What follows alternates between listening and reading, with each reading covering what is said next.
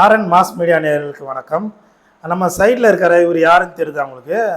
இவர் தான் அவங்களுக்கு இடும்பாவனம் கார்த்திக். நிறைய பேருக்கு தெரிஞ்சிருக்கலாம், சில பேருக்கு தெரியாமலும் இருக்கலாம், அதனால் சொல்லிடுறேன்.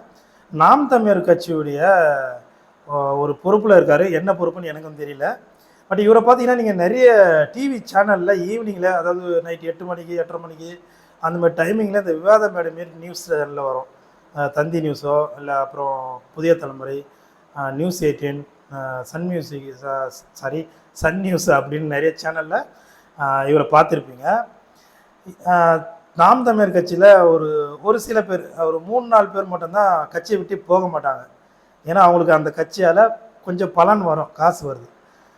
அதில் நம்பர் 1 சீமான். உங்களுக்கே தெரியும், நிறைய பேர்களை கட்சி வளர்க்குறதுக்காக காசை பிச்சை போல் கேட்டு வாங்கி தன்னுடைய குடும்பத்தை மட்டும் வளர்த்துன்னு இருக்காரு. ஸோ அவருடைய பையனை பெரிய பள்ளியில் சேர்க்கறது, பெரிய வீட்டில் தங்குறது, காரு எல்லாமே வசதியாக இருக்குது. இது எல்லாமே அவர் கட்சியை வளர்க்குறதுக்காக கொடுத்த பணம். அவர் தன்னுடைய குடும்பத்தை நல்லா வளர்த்துன்னு இருக்காரு. நெக்ஸ்ட்டு சாட்டை துரைமுருகன். இவர் சாட்டை துரைமுருகன் ஒருத்தர் இருக்கார். அவர் பார்த்தோன்னா ஒரு யூடியூப் சேனல் வச்சு பேசி அதில் ஒரு குறிப்பிட்ட அமௌண்ட் வருது. கட்சி பேரை வச்சு கட்சியில் கொஞ்சம் பேர் இருக்கவங்களாம் அதை பார்க்குறதால அவருக்கு ஒரு அமௌண்ட் வருது. நெக்ஸ்ட்டு இந்த இடும்பாவனம் கார்த்திக். ஸோ இவர் என்னன்னு பார்த்தீங்கன்னா, நியூஸ் சேனலில் பேசுகிறதுக்கு இவரை கூப்பிடுவாங்க. நாம் தமிழர் கட்சி சார்பாக இந்த இடும்பாவனம் கார்த்திக் தான் பேசுவார். நல்லா பேசுவாப்புல, நல்லா ஓகே தான். இப்போ சில காலமாக இவர் பார்க்கவே ரொம்ப பரிதாபமாக இருக்குது. இவர் பேசுகிறது எல்லாமே என்ன அப்படின்ற அளவுக்கு இருக்குது. என்ன காரணம்னா அதுக்கு அவருடைய தலைவர், அதாவது நாம் தமிழர் கட்சி ஒருங்கிணைப்பாளர் சீமான் தான் காரணம். சீமான் ஏன் காரணம் சொல்கிறேன்னா, தன்னுடைய தலைவரை பற்றி என்ன சொன்னாலும் அவர் பக்கம் நம்ம பேசி ஆகணுன்ற ஒரு கட்டாயத்தில் தான் தொண்டர்கள் இருக்காங்க. அதுலேயும் மெயினாக இந்த இடும்பாவனம் கார்த்திக் இருக்கார். ஏன்னா இவர் டிவி சேனலில் கூப்பிடுறது அவர் நாம் தமிழர் கட்சி சார்பாக தான் கூப்பிட்றாங்க. ஸோ அதுக்கு சார்பாக தான் இவர் பேசி ஆகணும், நல்லதை தான் பேசணும். ஆனால் இப்போ சில காலமாக சீமான் அவர்கள் எந்த அளவுக்கு அடிபட்டிருக்காருன்னு உங்களுக்கே தெரியும். தந்தை பெரியாரை பற்றி ஒரு இழிவான பேச்சு பேசி தமிழ்நாட்டில் எல்லா தலைவர்களையும் எல்லா பொதுமக்கள்களையும் செருப்படிக்கு மேலே செருப்படியாக வாங்கின்னு இருக்காரு. ஸோ அப்படிப்பட்ட ஒரு விஷயத்தை ஒரு மக்கள் எல்லாருமே தெரியுது. ஒரு பேசுன தப்பு தவறு, ஆதாரம் இல்லை, ஆதாரம் கேட்டாலும் கொடுக்கல. இந்த கேள்வி தானே இவருக்குள்ளேயே நெறியாளரும் கேட்பாங்க, கூட இருக்கிற சபை மற்ற பேரும் கேட்பாங்க. கேட்டால் இவர் பதில் சொல்லணும். சொல்கிறதுக்கு முடியுமா? ஆதாரம் இல்லாத ஒரு விஷயத்தை பேசிட்டாரு. ஸோ அதை சப்பக்கட்டு கட்டி சமாளிக்கணும். எவ்வளோ பெரிய கஷ்டம் பார்த்துங்க. அப்படியாப்பட்ட ஒரு பரிதாபமான நிலையில் தான் இந்த இடும்பாவனம் கார்த்தி இருக்கார். ஸோ நீங்கள் நிறைய பேர் பார்த்துருப்பீங்க, நியூஸ் சேனல்லாம் பார்த்தீங்கன்னா சொல்லுங்கள், நான் சொல்கிறது சரியாக தான் உங்களுக்கு தோணும். பாவம் மனுஷன் ரொம்ப சீமான் அடிப்பட்டது போல் இவரும் இந்த சேனலில் உட்காந்து அடிப்பாடுறாரு. எல்லாமே ஒரு நெறியாளர் கேட்குற கேள்வி பதில் சொல்லாமல் பெரியார் என்ன பண்ணார், அந்த காலத்தில் நடந்தது 1960, 80, 90 அப்படின்னு இல்லாத போலாது பேசின்னு இருக்காருங்காண்டி என்ன விஷயம் கேட்டாங்க, நெறியாளர் என்ன கேட்குறாரு, அதை விட்டுட்டு ஏன்டா எதோ பேசினுக்கேன்னு நம்ம டிவியை பார்க்குறவங்களுக்கெல்லாம் தோணுது. ஏன்னா உனக்கு வேறு வழி சொல்கிறத பதில் சொல்கிறா, இதெல்லாம் எங்களுக்கு தெரியும்டா, இதெல்லாம் தெரிஞ்சு தான் நீ சொல்கிற விஷயம் எல்லாம் இப்போ தான் நீ படிக்கிற.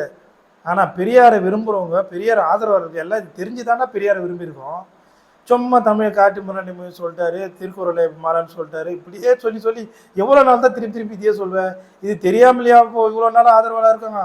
நீயும் உன் தலைவனும் மட்டும் தாண்டா இதெல்லாம் தெரியாமல் பெரியாரை நாங்கள் சப்போர்ட் பண்ணிட்டோம், இதெல்லாம் இப்போ தான் படித்து தெரிஞ்சுக்கணும். பெரியார்னவோ இப்போ தான் அதெல்லாம் பேசுனது போலையும், இவர் கட்சி ஆரம்பிச்சதுக்கப்புறம் தான் பெரியார் இதெல்லாம் பேசுனது போலையும் பேசுனது. பெரியார் எப்போ பேசினார், பல நூற்றாண்டு காலமாக அவர் தமிழ் மண்ணுக்காக போராடினவர். இப்போ அவர் வாழ்க்கையில் முக்கால்வாசி நூற்றாண்டையே தமிழ் மக்களுக்காக பேசியாக இருந்தவர். ஸோ இப்போ தான் தெரிஞ்சது எங்களுக்கு, நாங்கள் அதனால் மாற்றி பேசுகிறோன்னு சொல்கிறீங்க. நீ பேசுகிற பேச்சுக்கு, இந்த சைமன் பேசுகிற பேச்சுக்கு, இதுக்கு சப்பக்கட்டு கட்டுறதுக்காக நம்ம இடும்பாவனம் கார்த்தி ரொம்ப கஷ்டப்படுறாரு. என்னென்னவோ புக்கெல்லாம் பொட்டி படிச்சுட்டு எல்லாத்தையும் வாந்தி எடுக்கிறார் டிவி சேனலில்.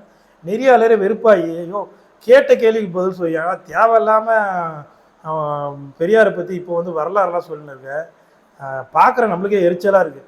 ஏன்னா இப்போது ஆதாரம் இருக்கா இல்லையா, ஆதாரம் இருந்தால் கொடுப்பீங்களா கொடுக்க மாட்டியா, சொல்லவே சொல்ல மாட்டேன், இதை சொல்லிட்டு போயாண்ணா, தேவையில்லாமல் பெரியார் இதை பண்ணார் அதை பண்ணாருன்னு இன்னமும் அந்த இறந்து போன ஒரு பெரிய தலைவரை பற்றி கொச்சப்படுத்தணும்னு ட்ரை பண்ணுறீங்க.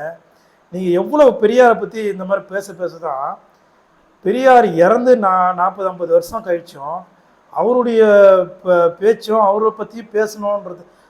இப்போ இருக்கிற சின்ன சின்ன பசங்க எல்லாமே பெரியார் யார், அப்படியாப்பட்ட என்ன தலைவர், அவரை பற்றி படிக்கிறாங்க.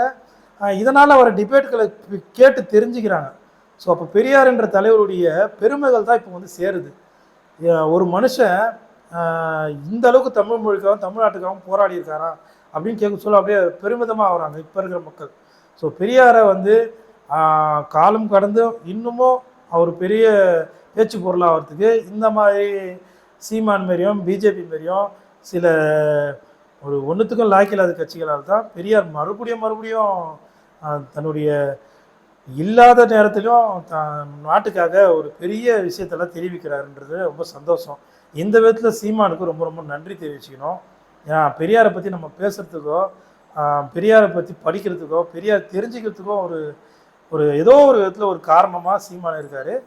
ஸோ நம்ம வந்து இனிமேட்டில் பார்க்குறது என்னென்னா, இந்த இடும்பாவனம் கார்த்தியை பற்றி நான் பார்க்க சில டிவி ப்ரோக்ராம் பார்த்தது ரொம்ப வருத்தமாக இருந்தது. இந்த மனுஷன் வந்து இப்படி ஒருத்தன் தலைவனாக கிடைச்சதால இப்படி மாட்டிக்கின்னு முழிக்கிறானே, பேசவும் முடியல, பேசினாலும் எந்த சைடில் இருந்தாலும் அடிக்கிறாங்க, எப்படி தாண்டா பேசுறதுன்ற மாதிரி ஒரு தப்பு பண்ணிட்டா அதை சமாளிக்கிறது ரொம்ப ரொம்ப கஷ்டம். அந்த நிலைமையில் தான் இந்த இடும்பாவனம் கார்த்தி இப்போ மாட்டின்னு முழிக்கிறாரு. ஸோ நீங்கள் என்ன நினைக்கிறீங்க? இடும்பாவனம் கார்த்தி பேசுறதுலாம் சரியா? கேட்ட கேள்விக்கு பதில் சொல்லாமல் தேவையில்லாமல் தெரிஞ்ச வார்த்தையை திருப்பி சொல்லி தொடர்ந்து ஒரு வாரமாக எதனா ஒரு ப்ரோக்ராம் வர்றாரு, திருப்பி பெரியார் என்ன சொன்னார், என்ன ஆச்சு இதெல்லாம் கடந்து போன விஷயத்தை திருப்பி சொல்கிறதால இவர் பேசுகிற பேச்செல்லாம் கேட்டுட்டு மக்கள் அப்படியே பெரியாருக்கு ஆப்போசிட் ஆகிடும்னு நினைக்கிறாங்க. நானும் தமிழன் தான், பார்க்குற நிறைய பேர் தமிழன் தான் பெரியாரை சப்போர்ட் பண்ணுறோம், தமிழகத்துக்காக தான் பெரியார் போராடினார். ஸோ இதெல்லாம் வந்து நீங்கள் யார் சொன்னாலும் மாற போகிறதில்ல. தேவையில்லாமல் பேசி உங்கள் கட்சியில் இருக்கிற கொஞ்ச நஞ்ச பேராவது காப்பாற்றுற வழியை விட்டு அவங்களையும் கட்சியை விட்டு துரத்தி அடிக்கிற வழியாக தான் இருக்குது. ஸோ இந்த வீடியோ எதுக்காகனா, இந்த இடும்பாவனம் கார்த்தியை பார்க்கும்போது பரிதாபமாக இருக்குது. தயவுசெய்து இடும்பாவனம் கார்த்தியை நீங்கள் இனிமேல் இந்த கொஞ்ச நாளுக்கு தள்ளி வைங்க, இந்த ப்ரோக்ராம் வராதிங்க, ரொம்ப கஷ்டப்படுறீங்க, பார்க்க கஷ்டமாக இருக்குது. ரொம்ப தேங்க்யூ.